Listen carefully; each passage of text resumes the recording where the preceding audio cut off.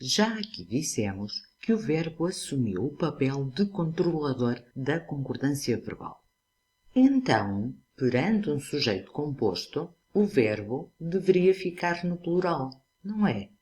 Mas nem sempre isso acontece. Recapitulando os dois tipos de sujeito que nos interessam agora, o sujeito simples e o sujeito composto. O sujeito simples é constituído por um grupo nominal, a tia deu-lhe um presente, ou então por uma oração, quem vai ao mar perde o lugar. A este sujeito contrapõe-se o sujeito composto. Erradamente, muitas vezes o sujeito é considerado composto por estar no plural, mas não é isso que lhe confere a classificação de composto. Para ser um sujeito composto, tem de ser constituído por uma coordenação de grupos nominais. A vassoura e a pá estão na despensa. Uma coordenação de orações. Quem se esforça e quem luta pelos seus objetivos, alcança o que deseja.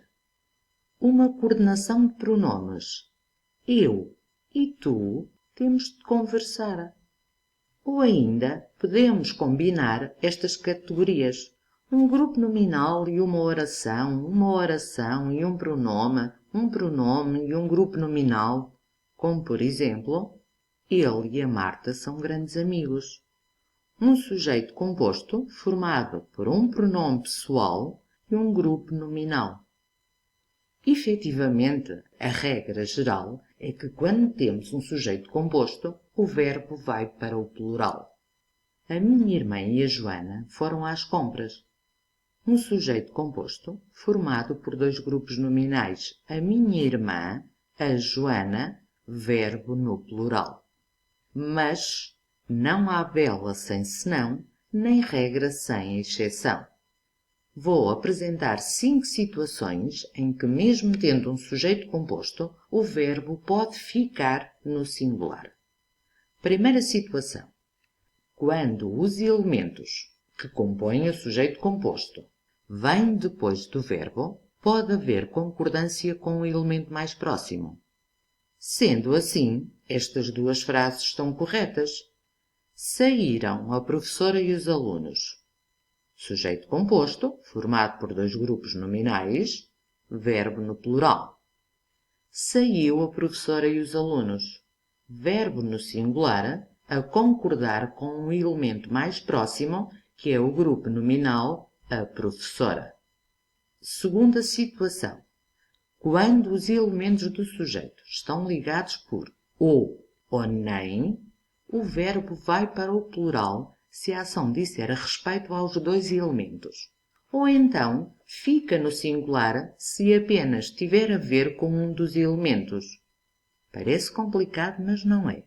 Repara nos exemplos. Nem o pai nem a mãe a convenceram. Quem é que a tentou convencer? O pai? A mãe? Ou ambos? Ambos.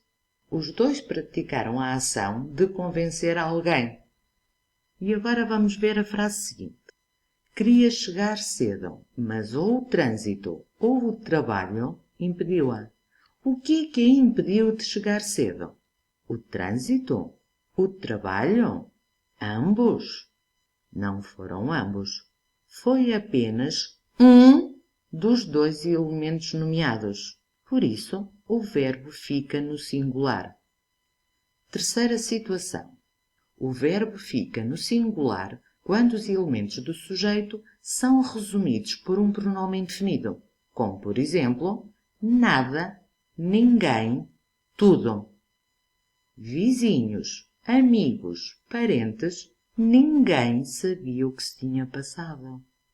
Verbo no singular, a concordar com o pronome indefinido ninguém, que sintetiza os elementos referidos anteriormente, vizinhos, amigos, parentes. Outra situação. Quando os elementos do sujeito estão ligados por uma conjunção ou locução conjuncional comparativa, como, assim como, bem como, O verbo pode concordar com o primeiro elemento se pretendemos destacá-lo. Repara no exemplo. A Maria, assim como o irmão, é inteligente. Nesta frase, eu quero destacar algum elemento. Quero, o primeiro, a Maria. Por isso, o verbo fica no singular. Última situação. O verbo pode ficar no singular quando os elementos do sujeito são dois ou mais infinitivos. Vê o exemplo. Entrar, sentar-se e ouvir a professora era o que ela mais queria. Era verbo no singular, uma vez que o sujeito é formado por três infinitivos. Entrar, sentar-se, ouvir. Agora vais tu escolher a opção correta. Verbo no singular ou verbo no plural? O cenário, a música, os atores, tudo fascinava. Ou será fascinavam? Fascinava. Forma verbal no singular, a concordar com o pronome indefinido tudo, que resume os elementos atrás referidos. Entrou um senhor inglês e duas crianças na loja. Entraram um senhor inglês e duas crianças na loja. Qual te parece ser a frase mais correta? As duas. Forma verbal no plural, a concordar com o sujeito composto por dois grupos nominais, um senhor inglês, duas crianças. Verbo no singular, a concordar com o elemento que lhe está mais próximo, o grupo nominal um senhor inglês, que se encontra no singular. Cantar, dançar e representar é o que a faz feliz.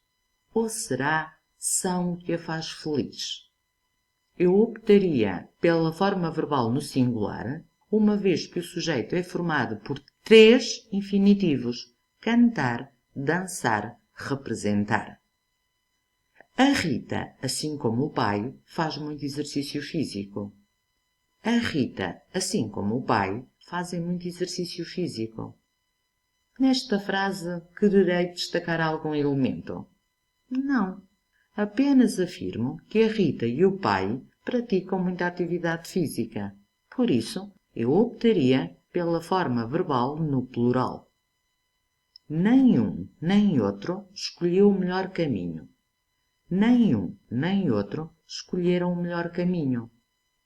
E tu, que frase escolherias? As duas são aceitáveis, mas eu optaria pela forma verbal no plural. Esta frase equivale a um e outro não escolheram o melhor caminho. Portanto, os dois elementos praticaram a ação de não escolher o caminho mais ajustado, mais adequado. Sendo assim, creio que seria mais correto escolher a forma verbal no plural.